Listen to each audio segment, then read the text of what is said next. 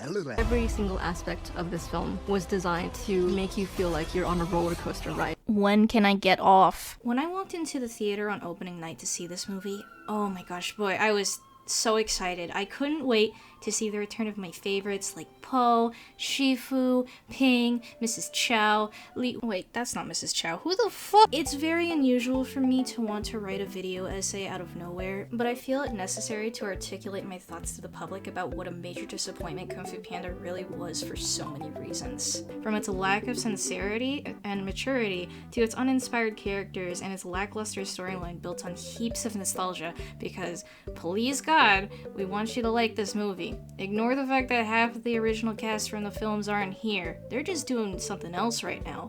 Oh, but look, it's all your favorites. You like them, right? Fuck you, fucking dick! Always naysaying! Believe me, I want to like this movie, but in comparison to the past trilogy, it's a letdown and a massive downgrade, and I'm going to attempt to explain why I believe that to be so. Just getting this major point out of the way, the animation and soundtrack did not disappoint. Bless your goddamn souls, Hans Zimmer and Tenacious D, but good animation and a banger soundtrack alone could not save a bad script. I just wanted to highlight that to get it out of the way.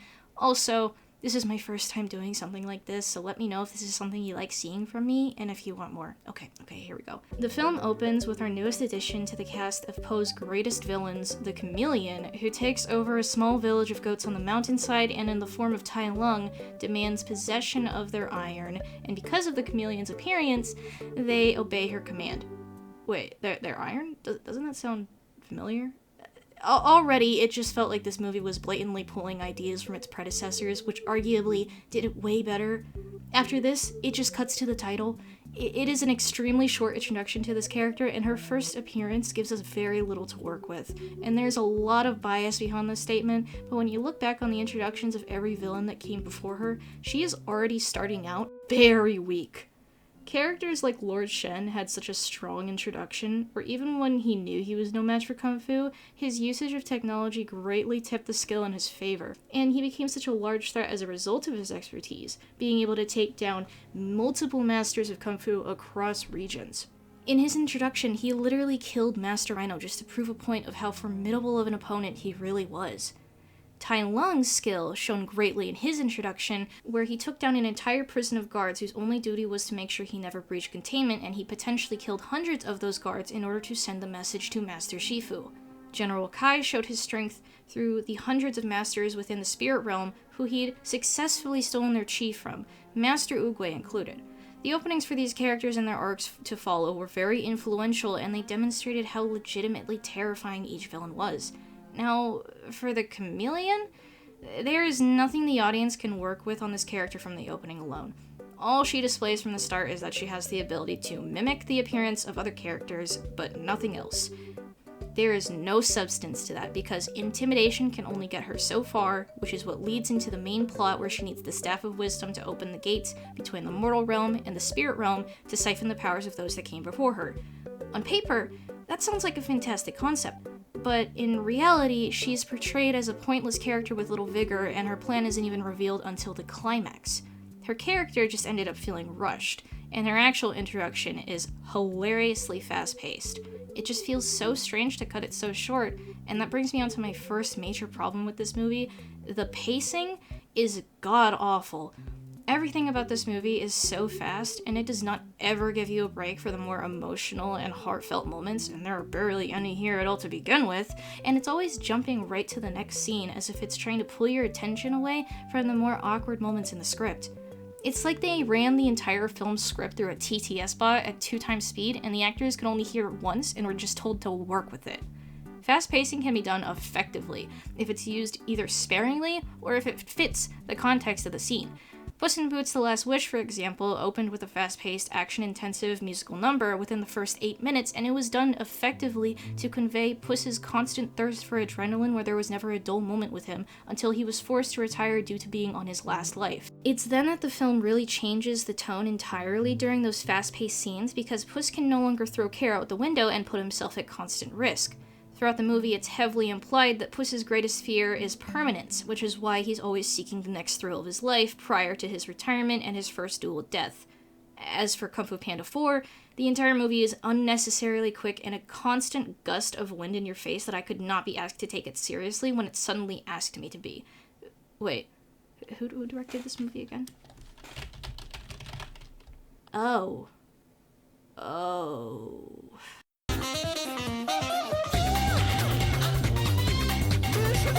Besides the pacing, Chameleon's motivations felt way too similar to that of older villains, and I have a hard time enough seeing this character as anything but nostalgia bait, but when your opening is paired with unnecessary humor, the tonal shifts do not feel subtle. On top of that, it's already very obvious too that this isn't the actual Tai Lung, which I get is the point, but I feel like they really could have done something with that, like at least make her cast herself in the shadows to maintain the overall image of the person she's trying to mimic, while hiding the scaly aspect that she's literally unable to hide unless it's applied to an already scaly character, as shown in the movie. It would have really helped sell the idea that the marketing was so focused on, I feel like, where Po would have had to come face to face against his greatest foes once again. But nope, there it is, it's just a faker. On top of that, the fight between Po and the Chameleon just felt horrifically anticlimactic. Given how short it was and how little the Chameleon actually utilized the abilities of the villains that she was shown to be taking them away from. And, by the way, without the prowess of said villains, she's quite literally useless. Again, I have to say that. She mentions having turned to sorcery when everyone else turned her down for her stature, but there's little substance to that statement when nowhere else in the film does she even appear to use magic. The only time that sorcery is really kind of shown is the cages that the bad guys are placed in, as well as Po, like twice, but that's it.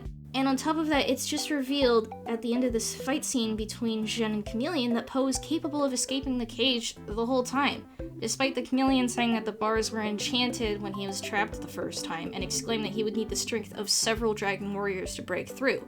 It doesn't make any sense, and Po's excuse of needing to motivate Zhen into doing what she thought she wasn't capable of was by no means satisfactory. It's a good motivation, but it kind of falls apart the more that you really think about it. There's a scene in this movie where Lord Shen showed up, and I moved up in my seat to pay attention because I couldn't wait to hear his voice again and see how he and the Chameleon would interact, only for him to be slapped in the face and thrown into a cage along with the several other unvoiced characters that were locked away. At the very least, Tai Lung got a sick fight scene against the Chameleon, but then after that, it became painfully obvious that he was the only villain of the franchise that they actually got back for this movie, because he is the only, and I mean the only one that talks. Even during the ending, it felt so desolate and ultimately ineffective when there were hundreds of foes surrounding Po just for one guy to speak on everyone's behalf. And besides the barely returning cast members, the premise and overall theme conveyed through this movie felt even worse. It's at the beginning of the film where the message is implied, where Po has a ceremony announcing his newest restaurant with his face plastered everywhere, which I feel like could be a potential side commentary on how companies will milk a franchise to the ends of the earth, leading to the inevitable oversaturation of a once beloved piece of media. Ironic, but that's besides the point, because Shifu needs to tell Po that he's reaching the final step of his journey where he becomes a spiritual successor and passes on the torch of the Dragon Warrior to someone else he deems worthy, just as Oogway had done with him in the first movie. He's hesitant in choosing a successor because he's content with where he is and he doesn't want his life to change. It's an interesting premise and it's building up to a great message about the inevitability of change and how nothing in life is permanent, but the movie itself just felt so childish about its message that when it actually tries to shoe it in with a serious scene, it doesn't feel earned. There's so little that is sincere about this film that most of the time I felt my senses being overwhelmed by how much other mind-numbing visuals were on the screen.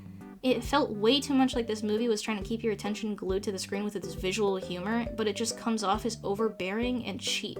In the end, it just ends up feeling devoid of emotional storytelling, and don't even get me started on the new characters. Speaking of the characters, as I had mentioned before, none of the Furious Five are here to support Po. Almost none of the original cast are here, and that in itself just makes this movie feel even more pointless and isolated from the rest. Hey, so I forgot to add this as a section. I'm in the editing phase right now, but remember when I said that I was so ready to see all of my favorites like Mrs. Chow? Yeah, that character is voiced by like Mr. Beast or something, and I swear to God, they were able to get him, but like none of the Furious Five, and he says one line. He just says skadoosh. That's literally it. Like, it's such a pointless role. It's pretty amazing to have the gang back together. Where are they? The humor just felt even more oversaturated due to certain characters not being present, because while Poe is the most important character of the franchise with some very deep character development, he also served as a side dish of comic relief. The greatest aspects of this trilogy were not for its comedy, but for its heart and breathtaking action. Every film was centered on how Poe would progress in his role of the Dragon Warrior and what that really meant. Comedy felt more like a side character to this franchise, and it was never the focus. It was pushed aside for more mature events that would take place. If it's all comic relief, there is no comedy, it's just obnoxious.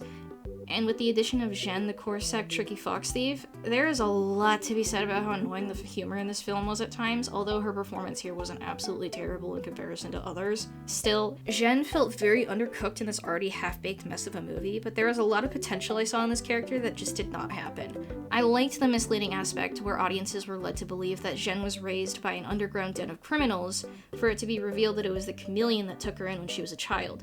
I liked the twist, albeit really obvious, that Zhen was going to betray Poe at the climax of the film, given that her end goal was shared from the very start. The only reason they met in the first place was because she aimed to steal Poe's Staff of Wisdom, but failed.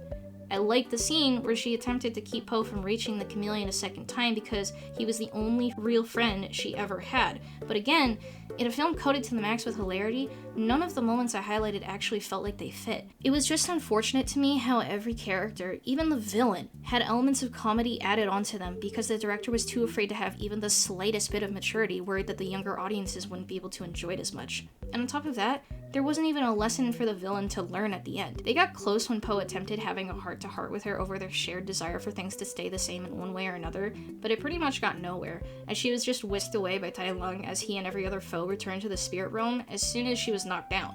To me, she came off as even less of a threat here, and more of just an overly whiny and conceited character with zero bite.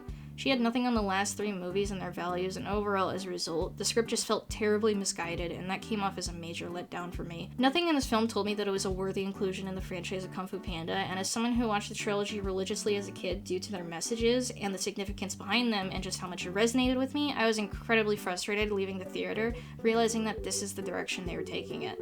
Not to mention that apparently they're planning even more movies for this, which... why? The 3rd movie, although probably the weakest of the original trilogy in my opinion, served as a great conclusion for Poe and provided a lot of closure for everyone involved in its story. Here, it's almost like they saw all of that and went, nah, we remember all of that, but fuck you, unnecessary flashbang, and by the way, be ready for 2 more in the coming years. I'm sorry, but not enough Jack Black and Tenacious D can save your franchise if you keep going like this. For the sake of the franchise, it's time to put Poe and his gang to rest, because this movie did nothing but prove that the charm had long since diminished. Before I wrote the script, I actually was fighting the urge to rant about this film to my friends that I resorted to venting out my frustrations through a product I got on opening night that had nothing to do with the movie, and more just the marketing. Like, look at this. It's a cool bull and all, but the figures, they didn't even balance on the rim of the bull like they were made to. The other 2 were mostly fine, but it was just this damn ping figure that gave me the most trouble. Get the hell out of here, man. There's only so much I can say about this without it getting repetitive, and I have hopes that when Kung Fu Panda 4 hits digital, I can make a more in-depth video on my minor issues with it, because there's a lot more I could have said about it that just wouldn't have made sense if I didn't have any way of showing clips, so maybe that's a future project I can put on the calendar if I'm still up for it by the time we get it. But for now, God, this movie was awful. And I'm still pissed the hell off, by the way, that Shen was treated as a joke in this shit movie. Screw you, Mike Mitchell! I must confess that my loneliness is killing me now. Don't you know I still believe that you will be here and give me a sign. Hit me, baby, one more time. I liked mine. Okay, we can do that. Yeah, that's fine.